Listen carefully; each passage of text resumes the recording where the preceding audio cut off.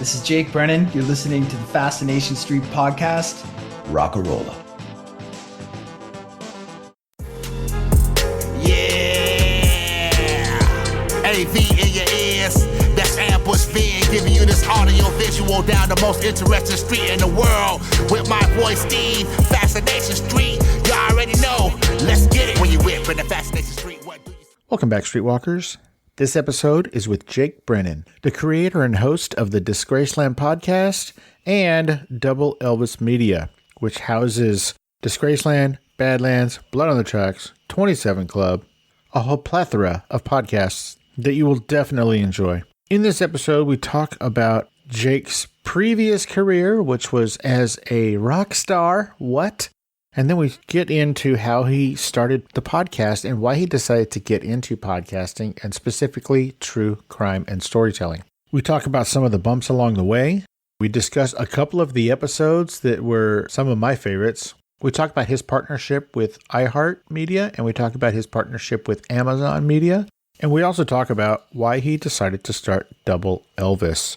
We go all over the place. We're jumping around like crazy in this thing. There's a lot of information. He is very forthcoming. He explains the hows and the whys and the behind the scenes of some of the ways that his podcast became ultra successful. He also tells us some of the things that don't work, which can be expensive and time consuming, and turns out usually they're a waste of time. So you're going to want to check that out, especially if you are a podcaster or thinking about starting a podcast. He can sort of shut some of that stuff down before you get too mired in these things that really don't work. I can't thank Jake enough. Big fan.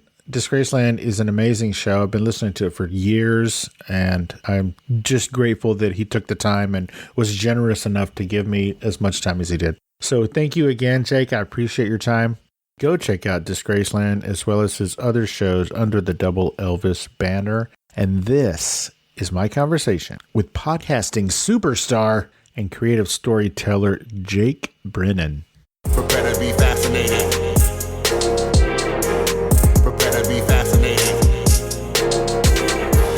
Prepare to be fascinated. Jake Brennan is a podcaster, a producer, a storyteller, and a musician. Jake makes good music and great podcasts. Jake probably can now, but I can't afford the rights to God's Plan by Drake. And why would I play that specific slice of Canadian do-gooder cheese? Because that was the #1 song in America on February 13th, 2018. And that was the day that Disgraceland entered the podcasting world and immediately rocketed to one of the top 10 podcasts on iTunes. Welcome to Fascination Street Podcast, Jake Brennan. Yeah. All right. I'm pumped, dude. That was good. That was good. Thank you. I had the idea to do that the other day while I was driving, and so I was trying to take all these notes while I was driving.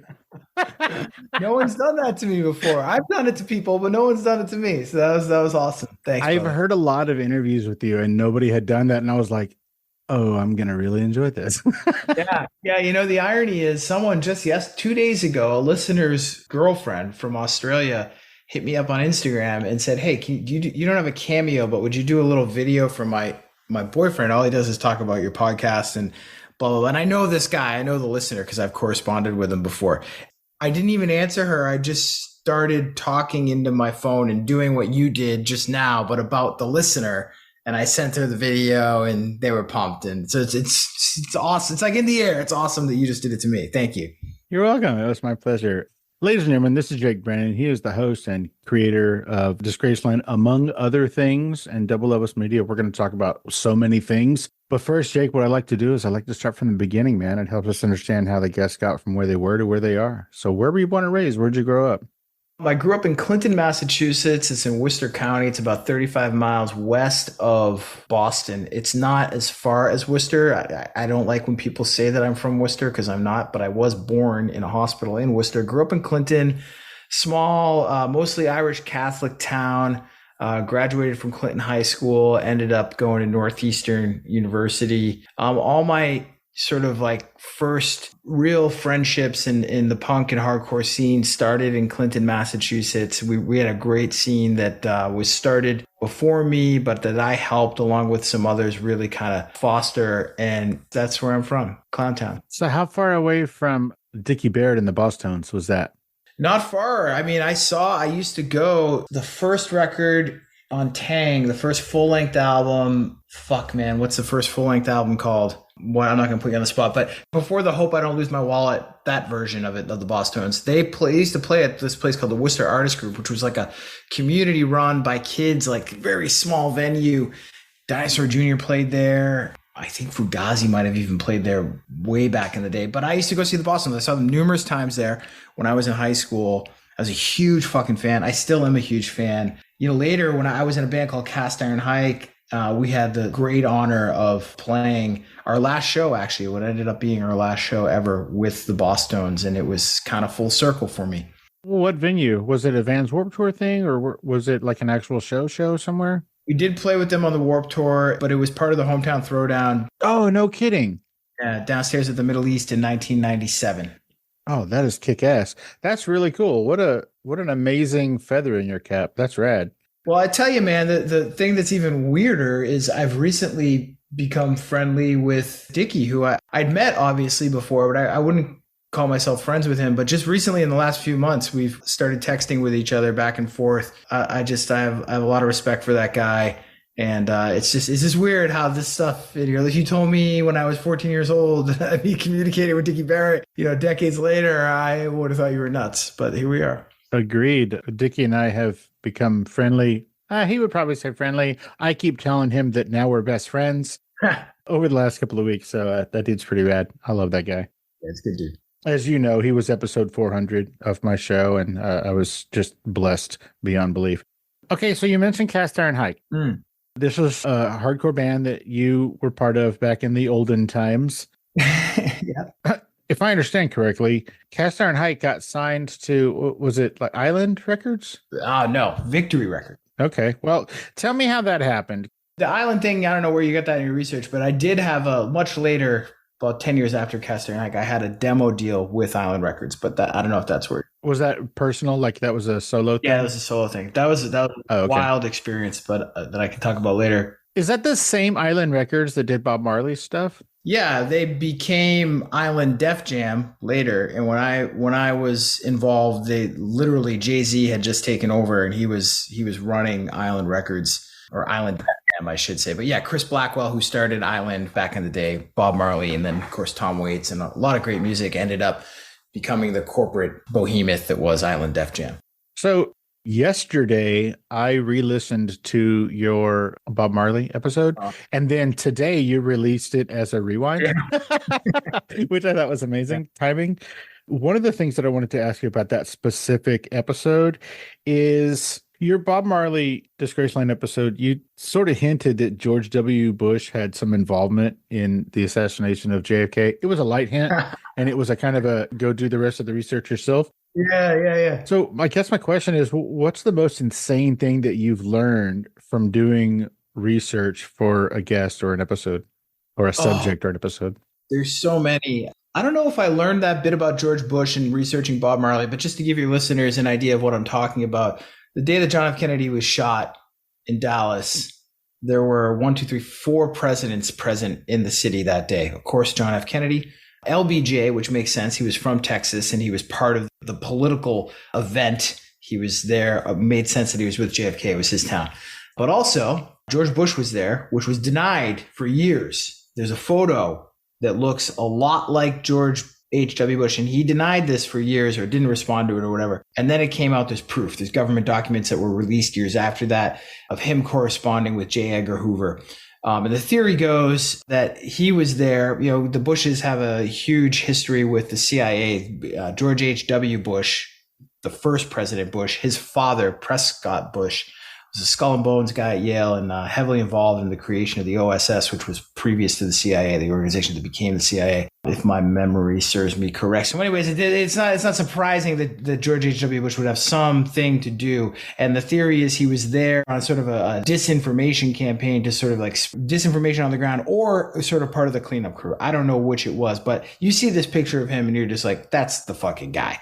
And of course, Nixon was there.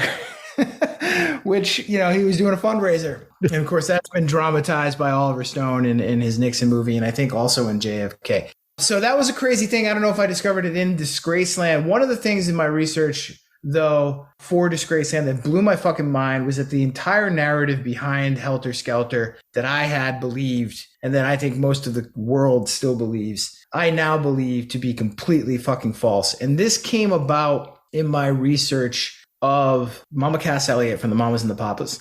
And in reading a book, a great book that was released probably about 4 or 5 years ago called Chaos by Tom O'Neill, which is a very well-sourced disruption of the popular narrative put forth by Vincent Bugliosi on the theory of Helter Skelter and who Charles Manson was and why he murdered. It really shook me to my core because Helter Skelter, I read that book when I was like 15, 16 years old. It's the biggest selling true crime book of all. I think if I never read that book, I never would have been interested in true crime and created Disgraceland. And it's also it's a great music book with all the Beatles theories and all that. And it's a great entry into that 60s culture for curious 15, 16, 17-year-olds. So then to just have the whole thing just fucking blown up, and it really rocked me to my core. And so I hope that answers your question.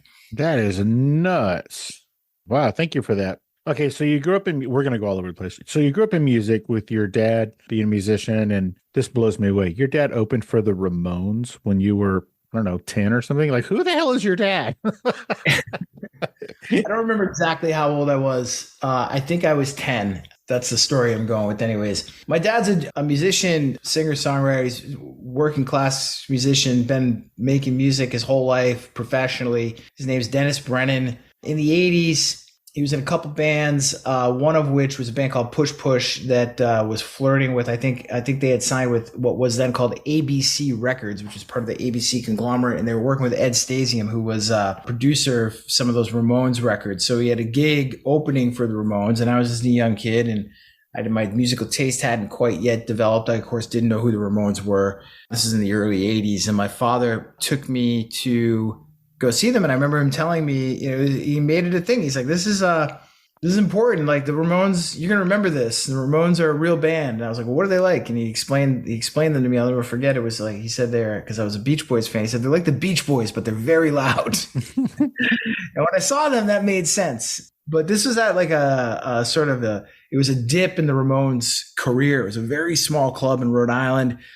And there were like tables set up in the front. It was really not what the Ramones had become by the time I was going to shows in the 90s on my own. But yeah, it really had an impact on me. I remember being backstage. I remember these guys that were fucking huge, and they're all wearing all black, and they're walking around, and they were just like, they're clearly like they had this aura about them, and really had an effect on me for real. And then, what had more of an effect on me, I went back to my neighborhood in Clinton and started telling the punk rock kids about it, and they, getting my ass kicked because they thought I was lying about the situation, which of course I was not. So it was a punctuating point in my childhood for sure. I love that. I don't know if it's a fact or a rumor, but I heard that the Ramones sold like 10 times as many T-shirts as albums. Yeah, that makes sense. I believe it. We're going to get to why I'm asking this in a few minutes, but what the hell is a mellotron? It's boxed up right over there. I can't, it's heavily taped. I'd take it up for you. Well, the actual mellotron, that's an electronic mellotron. Mellotron is it's a keyboard instrument. It was invented, I think, in the 50s. And it was one of these instruments that was like, I think it was invented for sort of like what would now be called yuppies, but in the 50s, before they had that term. Relatively expensive, if I understand it correctly. But inside the machine are these series of looped tape reels. Each looped tape reel corresponds with a key on the keyboard. And you would play a key on one side of the keyboard, and it'll play like a preset loop. Like you can play like a cha-cha or a conga or something. So like anyone who doesn't really understand music at all, but is having like a fucking party, and they're having martinis, it's a cocktail hour, and they have their friends over from next door. They have this cool new instrument in the 1950s where they can just turn it on and the wheels start spinning, the tape starts spinning, and they hit a key and this little song plays, and they can kind of dance to it or whatever. If they know how to play piano, they can go to the other side of the keyboard, and with one hand, they can play something over the beat that's playing. Okay. So that's the actual instrument. It's all on these tapes. Now, by the time I got to making music myself with a guy named Paul Coldery, who actually recorded some of those great Bosstones records, he had one of these mellotrons in his studio, and I fucking love them because by the time I got to be in a studio with them, my frame of reference is, you know, they're all over Beatles records and they're like that Beastie Boy song, Sure Shot. That's a Mellotron doing the flute sound, you know? So I just fell in love with this thing and I bought an electronic version, one of them, because the real ones are a huge pain in the ass now. All the tape's old. They literally like catch on fire. The electronic version, it's all preset. You can buy the loops. And I had one and I got it right around the time I was making the podcast, not because I was making the podcast. I needed some sort of intro. So I was like, oh, this cheesy little thing sounds cool. I'm going to do that. That's how that thing came to be. Love it. Now, at a certain point, Cast Iron Hike was no more for reasons we won't discuss because it doesn't really matter. I mean, shit happens. Bands break up, whatever. Mm-hmm. You did a solo thing. Mm-hmm. And then you did a thing with Bodega Girls.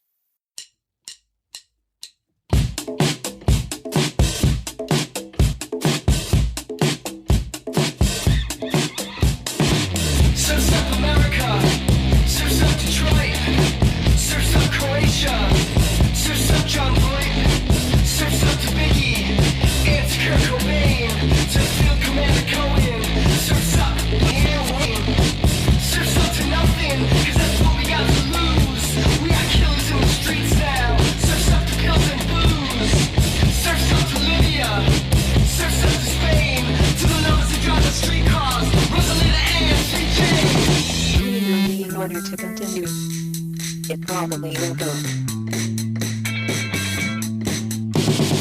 Surf's up to Galaxy, being young and alive. Surf's up to Viva Viva, Grandmaster Flash and the Furious Five.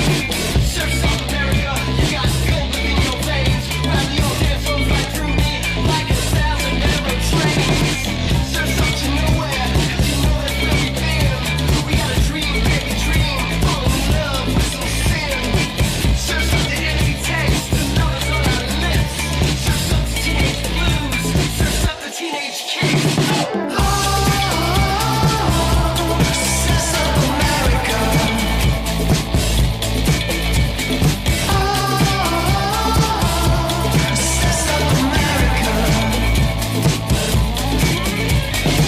Surf's up to Bushwick, surf's up to Karen Rose. To the kids with a dream inside their heart, to the bars that never close. Surf's up to Southern Belle, for keeping the body alive. Surf's up to MTA, Grandmaster Flash and the Furious Five. Surf's up to Bad Brains, to our sister and the freaks. Surf's up to Huey Newton, to the bored ones in their seats.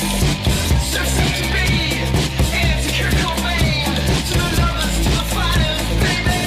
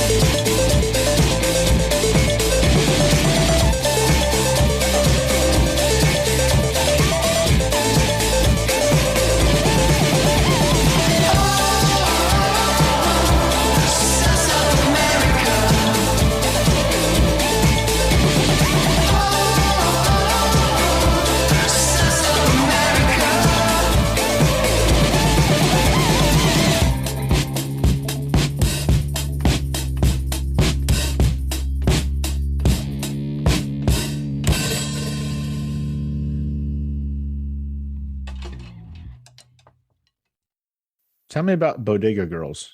Yeah, it was a part of my music making adulthood career, if you want to call it that, where I was just like fed up with everything.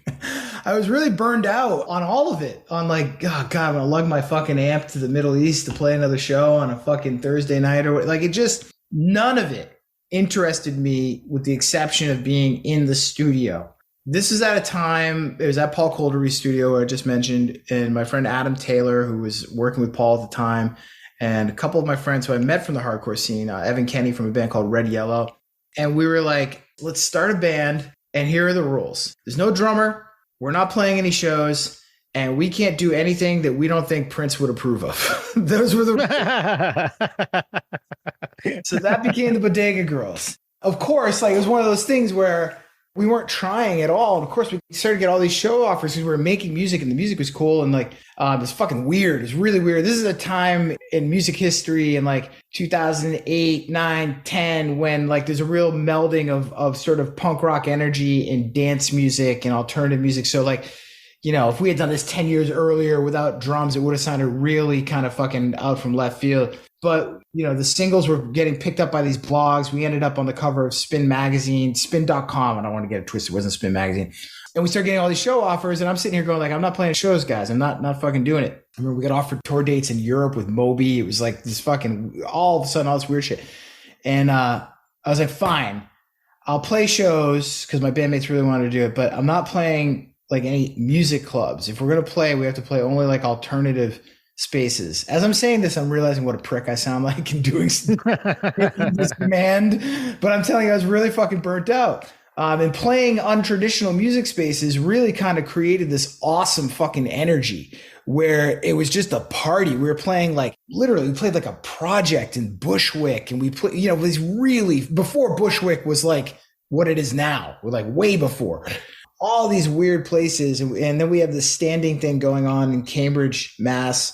So I was living in Somerville at this place called Middlesex, which was a dance club. And we would just play there on Wednesday nights. Was it every Wednesday or once a month? On the last, I don't know when it was, but it was just a dance club. There's no stage, no sound system. We just set up and play. And there were these real kind of like almost hedonistic, sweaty, grimy, very punk rock atmosphere, but the music was not punk rock at all. It was a lot of fucking fun, and it lasted for as long as it lasted, and then I got on to some other stuff.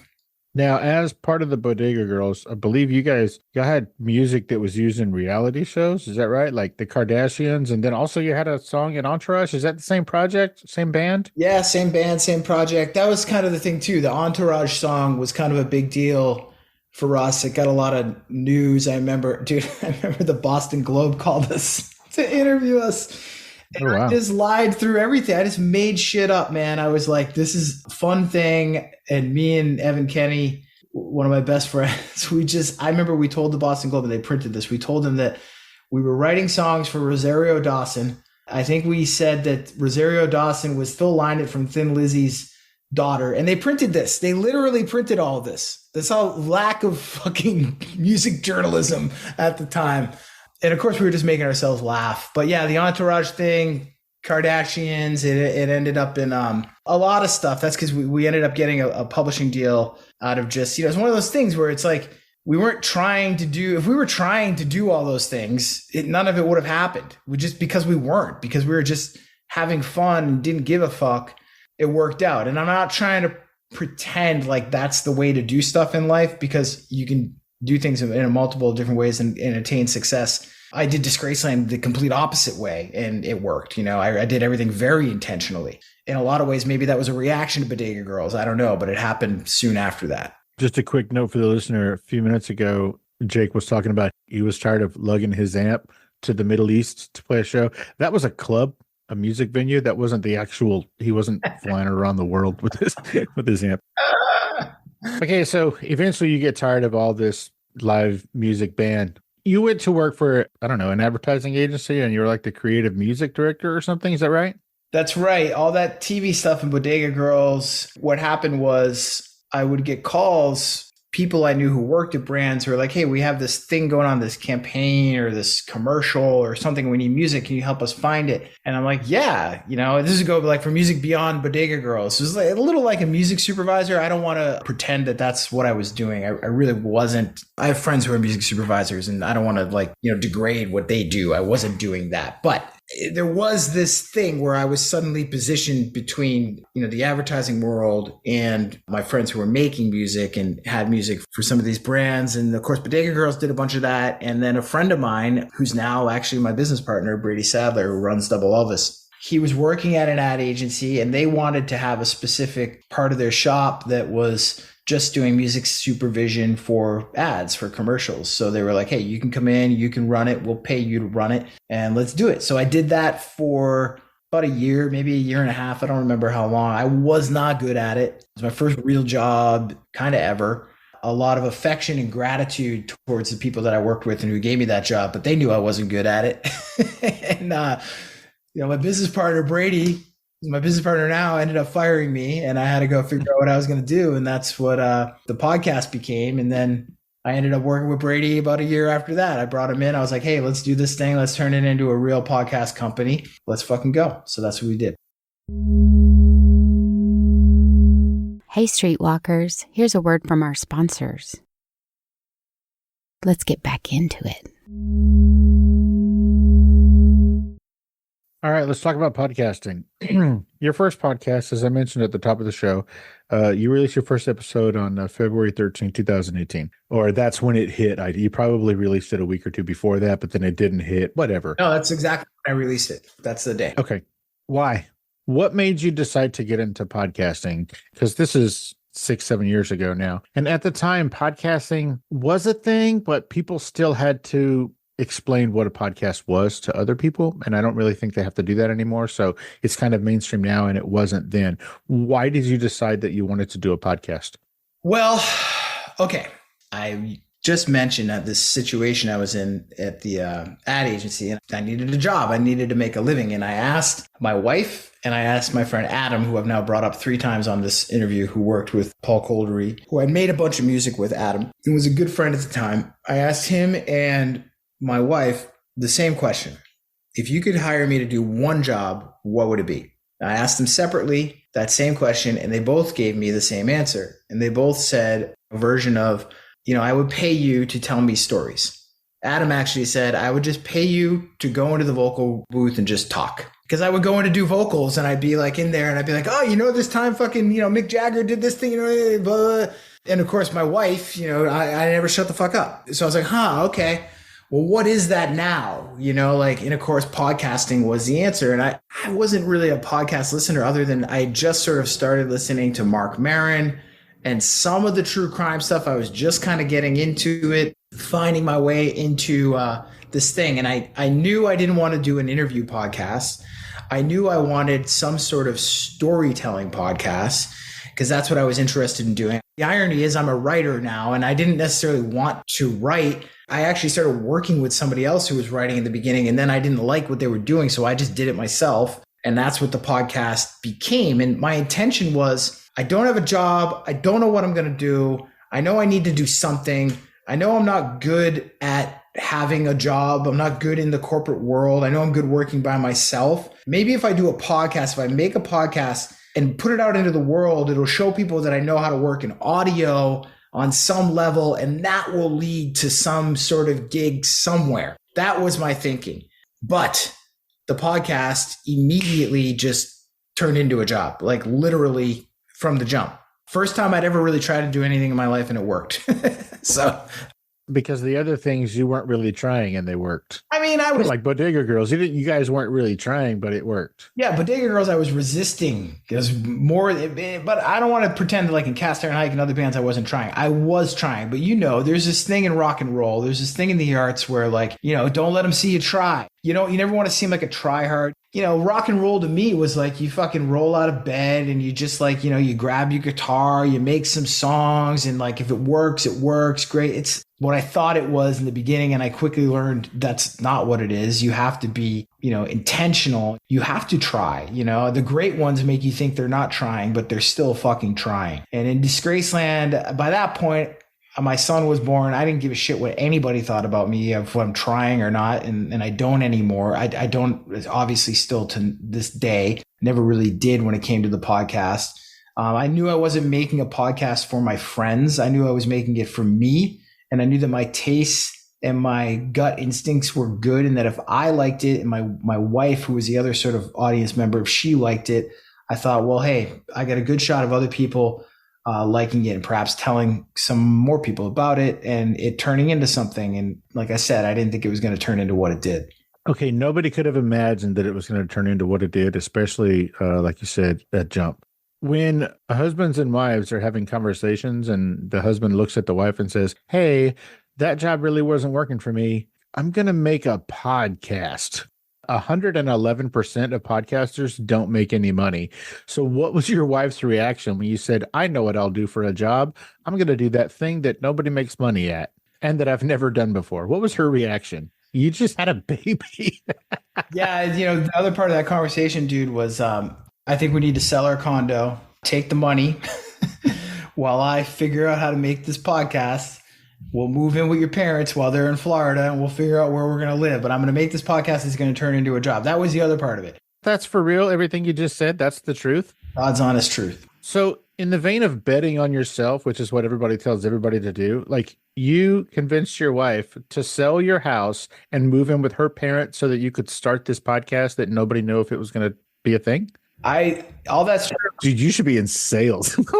That's amazing. No, I shouldn't. I'm not good at it. You almost have it right. I did all that and I said all that, but I didn't have to convince her. Part of it was her idea. My wife believes in me like no one else has ever believed in me. And that's the difference between her and every woman I've been with prior. And it's the reason that I married her, even when I didn't believe in myself, when we first kind of got together, you know what I mean? When everything was like kind of fucking up in the air. Like, I don't know what your wife's name is, but you should have called your company Double whatever her name is instead of Double Elvis, because she is a saint. Oh my gosh. She's pretty incredible. But my wife, like, there's a reason why she's like that. She grew up in a family that values entrepreneurship, that values hard work, and that, understands how success is not an accident. And she saw something in me that, like I said, even I didn't see. But I tell you, with that belief in me, it gave me fucking wings, man. And it really made me dig in and go, all right, I'm going to figure this out and I'm going to bet on myself. And we were actually having this conversation literally last night as I'm always contemplating things from an entrepreneurial perspective. It's the one truth. Whenever I have bet on myself in a way that involves real conviction, it's worked. And I couldn't do that on my own. And she deserves a lot of credit, like you said. And, to be totally honest too, a lot of it comes with being a little older and having a little more discipline in your life and having a little more focus, and having a family will do those things for you. Absolutely. Especially as an entrepreneur, you have to, even on days you don't want to, you have to just treat whatever it is that you're doing like a real job, because if you want it to be, then you have to make it so. Just to add on that, I really think that there's a lot of power in believing that whatever you're trying to achieve, that you've already achieved it, and feeling what that feels like. We do things in our day every day. Like right now, before this podcast, there was no question in your mind that you were going to interview me, right? There was no question. You knew you were going to do it, and it happened. And I think we can do that with things that seem big and out of our reach and out of touch. We can apply the same thinking to it. I believe in the Holy Spirit and God or the universe, whatever you want to call it. It will fucking open that stuff up for you. And that thinking has come to me progressively over the course of the last 10 years of my life as I've gotten older. And a lot of it, like I said, is having kids and family and them bringing that perspective.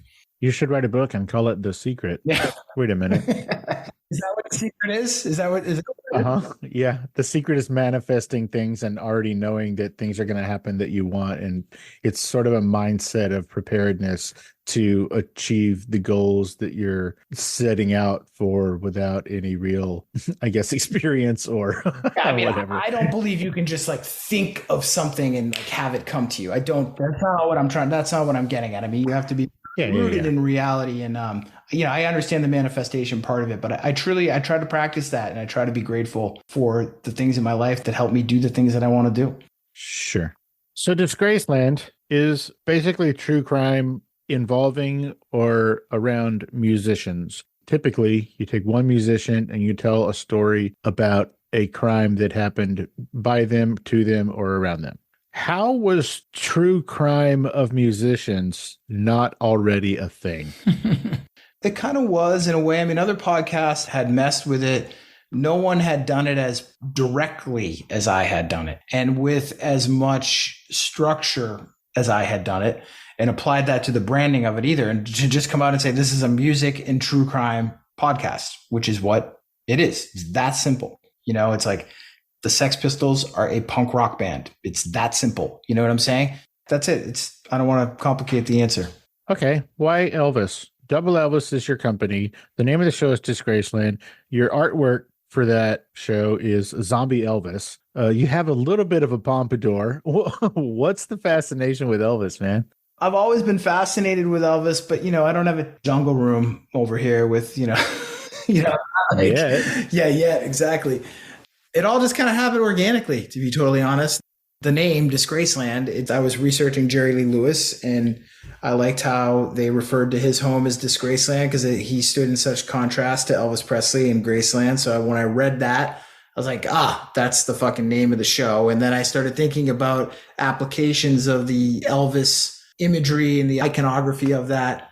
And I worked with my friend Caps on the logo. I just said, give me a dead Elvis, a zombie Elvis, something like that. And that's what he came up with. All props to him. He killed it. Double Elvis, by that point, when Brady came into the picture and we started fucking with the company side of things and doing podcasts for other people besides me, I don't really know. I guess I've always had kind of a fascination with Warhol, and I was probably just reading up on Warhol and reading about that famous painting of the Double Elvis, and I thought, this makes sense. Let's just go with this. Okay. You mentioned Jerry Lee Lewis. That was your first episode. As we record this, very recently, an arrest was made in the murder of Jam Master Jay from Run DMC. When something like that happens, or like when a musician that you have covered passes away, like Jerry Lee Lewis, do you notice like a huge jump in your listenership and your downloads, or are you even looking at numbers at this point anymore? No, I look at the numbers. Sometimes it depends on the artist. One of the things that doing this job has shown me that I was kind of ignorant to is that, like Run DMC, Jam Master Jay, right? They're fucking icons, right? They're icons to us, hugely important in the canon of music. But, in the world of mainstream media and culture, they're like a blip. And I'm not trying to be disparaging, but when you think of like what people actually know and what moves the needle, here's how I'll explain it. If the New York Post writes an article about Disgraceland, there will be no noticeable increase in listenership. If they write or anyone, Rolling Stone, Forbes, Wall Street Journal, I'm thinking of all the media I've been covered in. If they write an article about me releasing an episode on Jam Master Jay, there will be no nothing. Now, if they write about me releasing an episode on Taylor Swift, which they did do, there is a massive increase. Or if I remember Rolling Stone had a piece on this Grateful Dead thing I did, massive increase. And then sometimes there are just unexplainable increases in listenership and expansions that it takes me years to figure it out. Like I realized, like 3 years ago, the numbers 1 week went like through the fucking roof and there was no explaining it. And then I found out like 6 months later, like they were talking about the show on that Steve Harvey show. Remember that show, the talk show? Yeah. Still to this day, I don't know what they were talking about. But no, I mean, there's no like, Jam Master Jay dies and it's not like throngs of people come to dig out the episode. I wish that were the case. There's a pretty consistent churn of back episodes and listenership as people continue to come into the show and get awareness of the show. And yeah, it's the biggest music podcast in the world, but that's like, not a lot. I mean, it's such a small category of culture. Like music to us is everything, but music compared to sports is nothing. Music compared to politics is nothing. So there's still all this room to grow, and I'm seeing new listeners come in all the time, and they're constantly going into the archives and listening. But yeah, that spike doesn't really happen. Okay, so you started Disgraceland not knowing what it was going to do, if it was going to do anything. Maybe it was just going to be a pet project for you. And it immediately, and I mean immediately, like within the first week that it came out, it was in the top 10 on iTunes. How? I've only recently realized it, and it's that this is after spending blowing lots of money on this, like buying promotion, paying for publicists, all that stuff. It doesn't work. the only promotion that works now is when you make something remarkable and people want to remark about it. And that is the how. But how do they find out about it? Like, how do they find out about your precious nugget? Well, you release an episode, then, like you said, the landscape was different. There weren't as many podcasts. And what I had created was something that looked and sounded different and interesting. And Apple promoted it themselves. And that shined a light on it. But that only goes so far. It's almost like being featured in, Forbes magazine or Rolling Stone or whatever. It's only going to go so far. If I'm in Rolling Stone magazine, even though they can click to get to the fucking podcast app, it's still going to load this whole thing on your foot. So all these steps, it's not going to do anything. Apple's like, here's the episode. It's good. Listen to it. The way algorithms work, the more people who listen to it, the more people who recommend it, who rate it, who subscribe, who comment on it, it just gets recommended to other people and other people and other people. I don't need to explain the internet to you. That's how it worked. Right place, right time had a lot to do with it. If I made the show in 2021, it wouldn't have had the launch that it had. If I made it now, it wouldn't. There's just too much saturation. So it's a right time, right place, has a part. I'm not going to say it's the whole part, but it's a noticeable part. Yeah. And I'm not ashamed of that. If Led Zeppelin came out in 2020, they wouldn't be sounding and looking the exact same way. Like, that happened. What's that band that looks and sounds just like Led Zeppelin? You know what I'm talking about? I can't remember their name either, but my son loves this band. He was like, hey, check this band out. And I was listening to him. I was like, this fucking sounds like Led Zeppelin, dude. What are you talking about? Yeah, in 1975, not only were there fewer records released and fewer musicians making records, there were fewer musicians making amazing records like Led Zeppelin. You know what I mean? So it's just a matter of, right place, right time has a lot to do with it. Now, I had to keep making the podcast, obviously. Sure, and it had to keep being good. Right, exactly. Okay, what's the episode where you caught the most shit, whether it was from the subject or from their family or from whatever, the audience? Like, what one episode did you get the most backlash from? The Jim Morrison is the Zodiac Killer. Okay, so that is that is one of the best episodes of anything I've ever heard in my entire life. Now, did that Zodiac Killer episode really get pulled, or was that just some clever marketing? I pulled it. Oh, you pulled it. I pulled it because I was too freaked out. Here's what happened for your listeners who are like, what are they even talking about?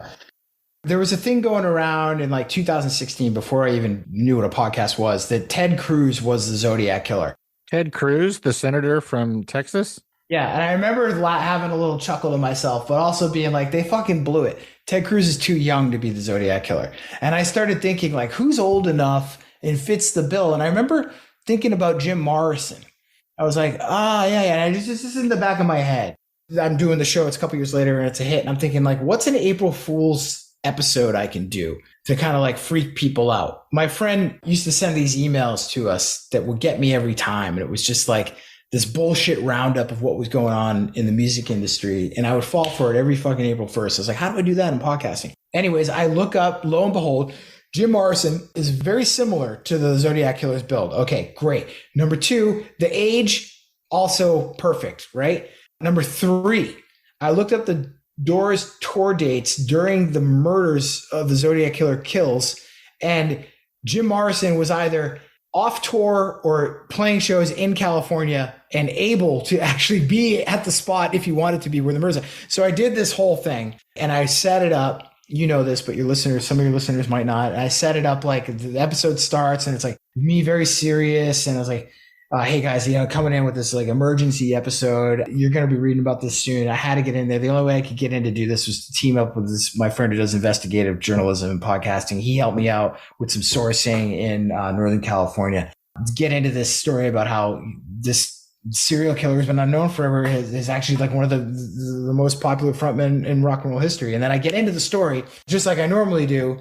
I thought people would immediately be like, this is a joke, right? Because it's April Fool's. Well, I wake up that morning, dude, and my phone is like on fire.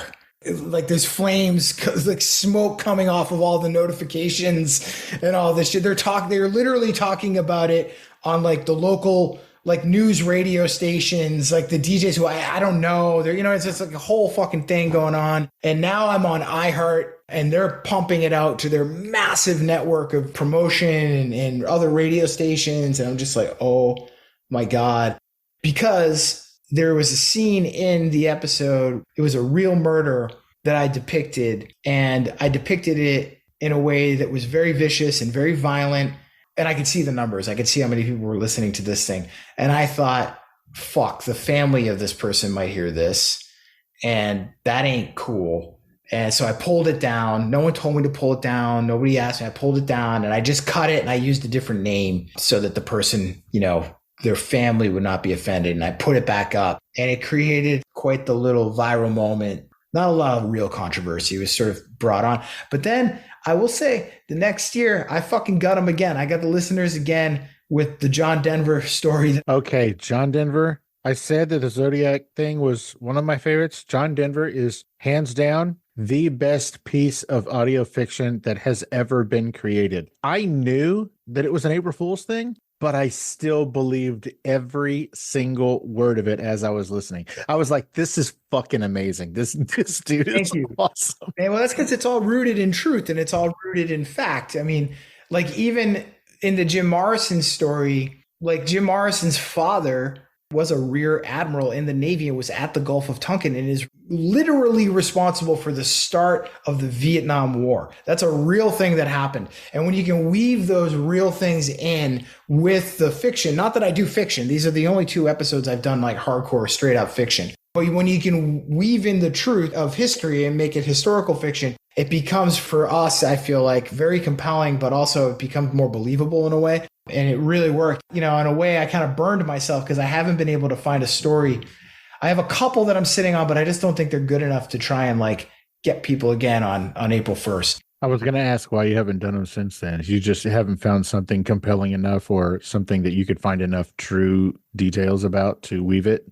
Yes, it's harder now because people are ready for it. They're waiting for it. You know what I'm saying? And like the setup is very key. So I don't know. I haven't figured it out. I will. All right. Here's your next one. You should do a whole episode dedicated to Eddie Wilson. Who's Eddie Wilson? He is the lead singer of Eddie and the Cruisers. Oh, yeah. John Cafferty and the Beaver Brown Band, depending on who you're talking to. Exactly. April Fools aside, never underestimate the stupidity of people in general. Not a person, just people. Hey, streetwalkers, here's a word from our sponsors. Introducing Loom Stupid, where fashion meets quirkiness. Whether you're looking for statement tees that spark conversations or funky pieces that add whimsy to your outfit, Loom Stupid has got you covered. Join the fashion revolution and express your unique style with Loom Stupid.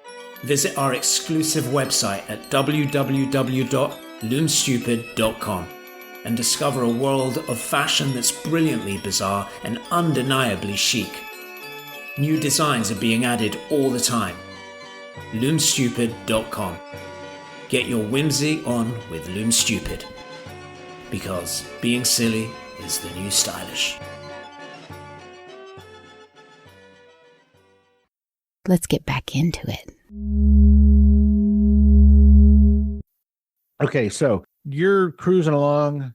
You're a massive success. You're like, holy shit, this is crazy successful. At what point did you decide to make a company that not only, houses Disgraceland, but other shows? Because you have other shows that you do, which are similar, but a little bit different, like Badlands. That's really like actors and famous people and stuff like that. And Blood on the Tracks is a little bit different. And then you got the 27 Club, which is pretty self-explanatory. So at what point did you decide to start adding podcasts done by you? And then also at what point did you decide to start producing podcasts by other people? Like when did you become a production company? Back in 2019, we started. Whoa, that was fast. Yeah. It even started before that. It started 2 weeks after I released Disgraceland. I started getting asked, are there any other types of shows you want to do? Do you want to produce shows for other people? And it just kind of became this thing that I couldn't ignore. I went so long in my life as a musician, a struggling musician, where opportunity was really hard to come by. And when you're presented with the opportunity to grab life by the balls, or your career, I didn't want to say no to the opportunity. And then that grew into okay, we have enough of these shows now where I'm not just hiring contractors to work with, I'm hiring full-time employees. And I basically hired a bunch of musicians and people from the music industry, not so much friends, people I knew of who I was kind of friendly with, but who were very capable and very talented. You know, I feel an obligation in some way because of this opportunity to keep going. It's hard, man. It's hard to find work in music. It's hard to find work that pays in music, and it always will be, I feel like. And I, for whatever reason, have the opportunity to do that on a very small scale. I wanted to do it, and the only way to do it was to kind of start a little production company, and that's what we did. The hardest thing in the world in podcasting is to get sponsors. You had legit actual sponsors from the very first show, from episode 1. How in the serious fuck did you do that? That's a long story. I'll try to do it quickly. So I'm going to throw one of my friends under the bus here. And again, remember earlier I said, you know, I didn't make this show for my friends, right? I believe that's very key. You know, it's a very different thing that I did. You know, whenever I was in bands, I was always trying to get the approval of my friends, right? This was different. I remember telling everyone I told, every single one of my friends almost, the exception of Adam, who is kind of his idea, but almost every single one of them was like, that's never going to work. That podcast will never work. You need the music. If you're going to have a music podcast, you have to license the music, and you're never going to get it if you're being critical of the artist. And I remember just not believing that. But I remember my manager from my music career, a guy who's still, I'm very close friends with, Mark Cates. A lot of people in the music business, Dickie Barrett, et cetera, all these guys, you know, everyone knows Mark. Great guy, super smart guy, super successful guy. He ran Grand Royal Records, Beastie Boys label for a while. So he tells me it's not going to work. But then he's like Paulie and Goodfellas, you know what I mean? Or he's like, all right, kid, I'll help you out. I'll do whatever. So he hooks me up with WNYC in New York, which is the big sort of public radio station. This is before the podcast has come out. And he has this great friend over there, Shannon, and he puts me in touch with her. I go down to New York to talk to WNYC about releasing Disgraceland as being part of their thing. You know, it's kind of like getting signed to a record label before your record comes out, really, before you even do a demo. And, you know, they're kind of interested, but they're not interested. And they're kind of trying to talk me into like doing a version of the show that's about only classical musicians. And then WNYC ends up whatever. I don't want to get into that.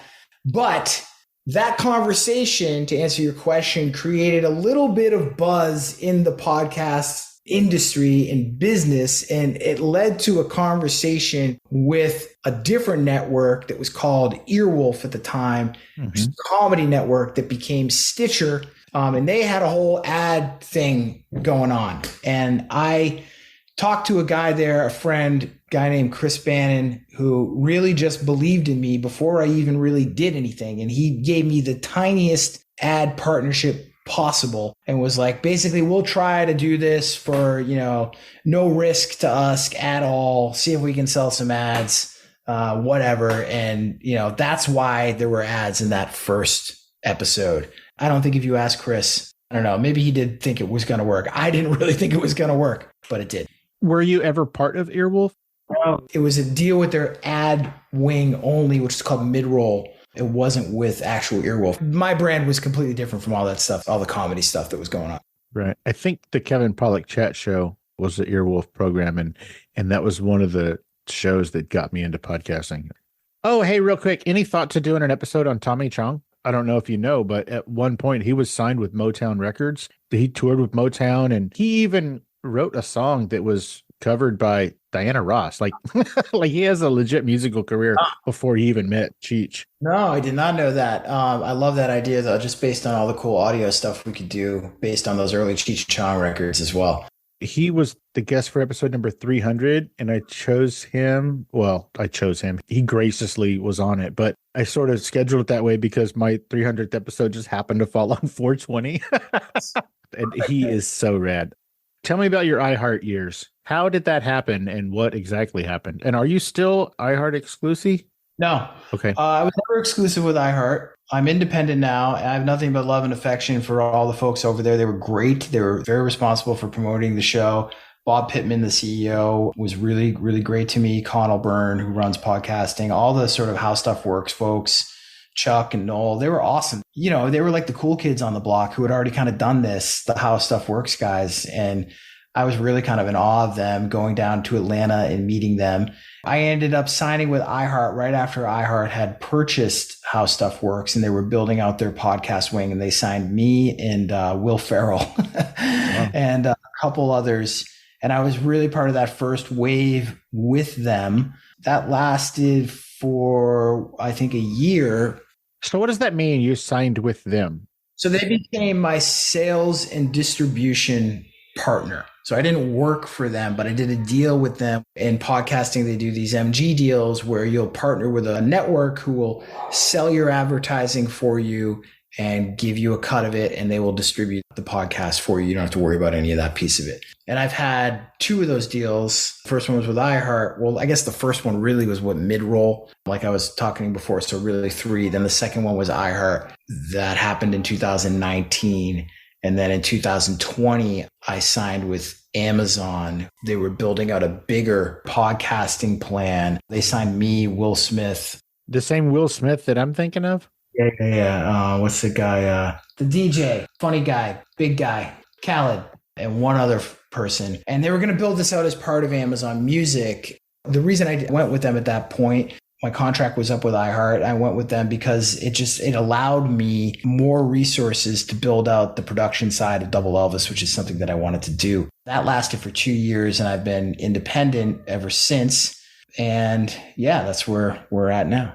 So are you independent now because the contract expired and there just kind of hasn't been another one? Or is Double Elvis so big now you don't need those fools? I don't really have a good answer for you. It's like I had a lot of affection for both groups of people in both of those deals. They weren't right for me at this time. There's a lot of changes that have happened in the industry, and people are still figuring shit out. And those changes are pretty monumental. I mean, when we were with iHeart, we went from releasing 24 episodes in a year to with Amazon to releasing 24 episodes of Disgraceland and 24 episodes of Badlands to this independent phase where now I'm releasing 48 episodes of Disgraceland alone in 1 year. And it's hard to put a value on that when you have a massive archive of evergreen content that's 140 episodes as well. So I'm still trying to figure out where I'm going with this and what this is going to be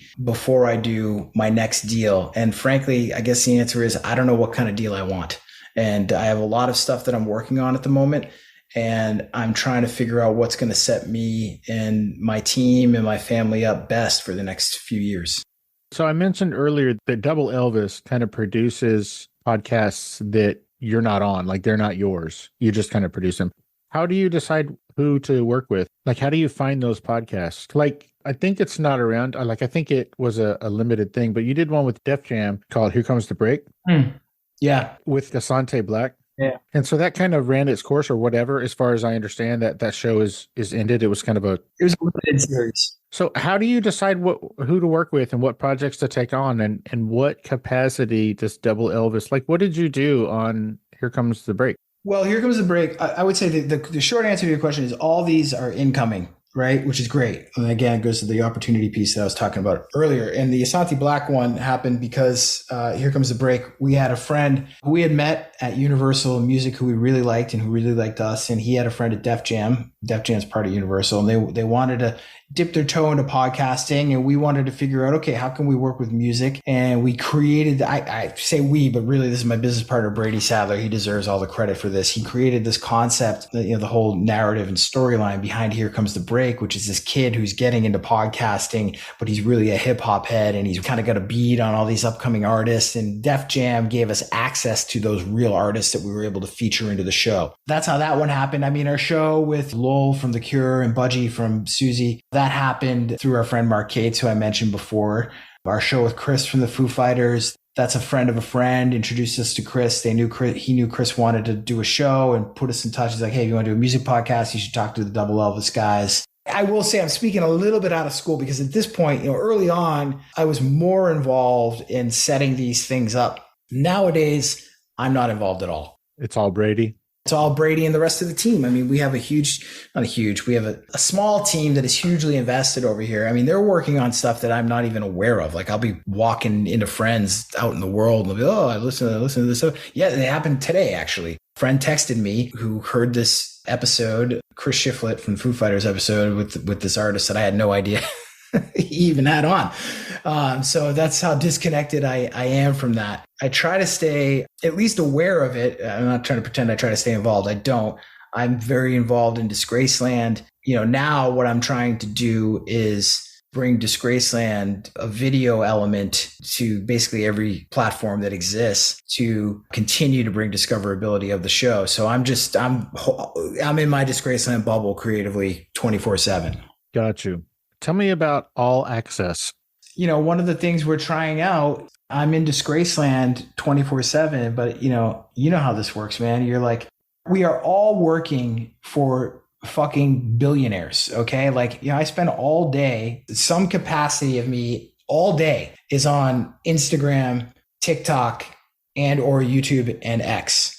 Right. And I am making content and I am putting it out via those channels, not to mention putting podcasts out on Apple, Amazon, Spotify. And in order for your content to continue to be discovered and to grow, it's all based on how much content you produce and how much time you spend on these apps and these platforms. We're literally working for billionaires. And we're not getting, I don't want to pretend like I'm not getting paid. I am, but it's not a direct relationship with the commerce that's flowing.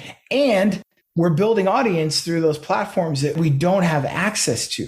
I don't get to see who my listeners are on Spotify, really. I mean, I get a vague look, or on Apple and in Instagram, they give you insights. Sure, but I don't own those relationships. You know what I mean? I don't have direct contact. Like today, I think there's a bill in Congress about shutting TikTok down. Not that I'm going to be crying if TikTok goes away. I'm not. But my point is, all of these things can go away. We have no control over it. We don't own it. So having a club, an old school Sub Pop Tang Records record club or whatever, you can actually have direct contact with your audience and you can build there and you can build an email list and you can maintain that connection going forward. So I thought, okay, if I'm going to do that, how do I provide real value for cheap for my listeners? And it was $5 a month. And you're going to get ad-free episodes of Disgraceland. You're not going to have to sit through any ads. Plus, you're going to get an extra episode of Disgraceland, fully scripted episode every month. Plus, you're going to get more content in our bonus episode every week. And I'm going to be available for you every day of the week, pretty much inside the app, talking to you, communicating with you on a deeper level than I will be, on Instagram, TikTok, etc. And it's a way to try to just create this community and be more involved in it and have this sort of thing that is more wholly mine without, a billionaire's algorithm between me and the people who want to hear from me. So what you're describing sounds like a community that offers perks to people in the community, and that already exists. So why did you decide to build a whole new one instead of just throw it on Patreon like everybody else? What do you mean it already exists? Well, Patreon does everything that you just said.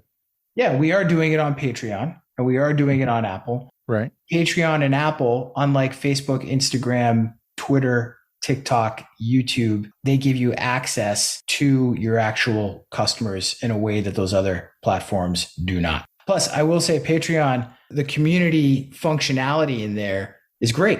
It's fucking awesome. It's like I'm in there all day talking to people and it's a fucking blast. And it's more fun, frankly, for me than it is on any of those other apps.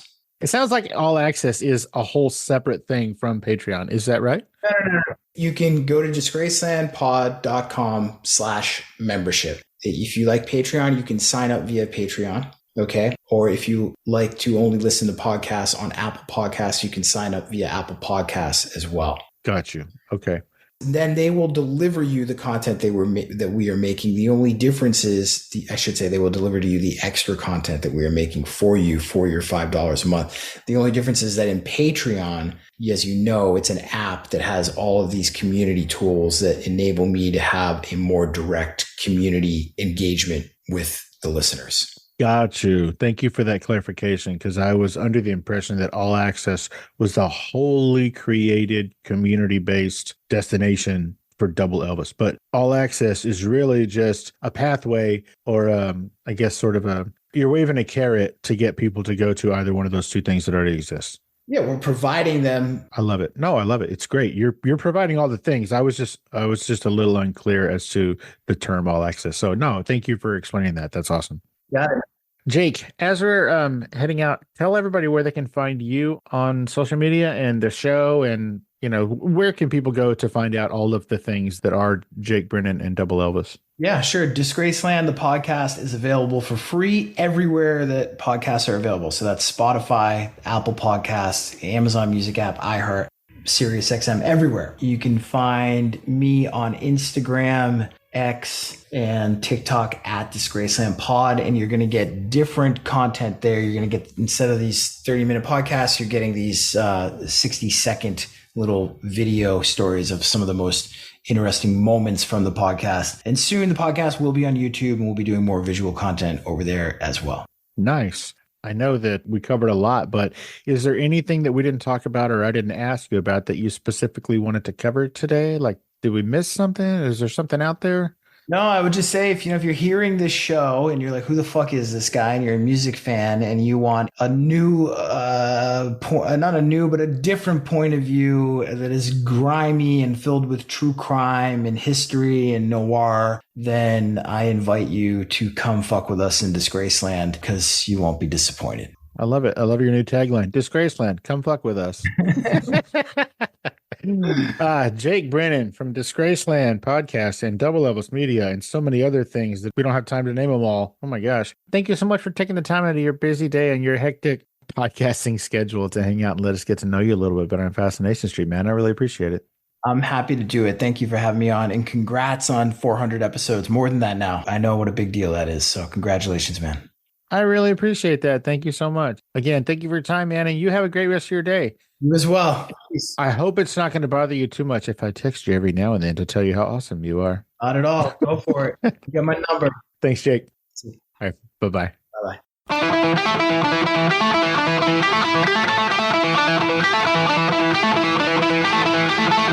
Opening music is the song FSP Theme, written, performed, and provided by Ambush Vin.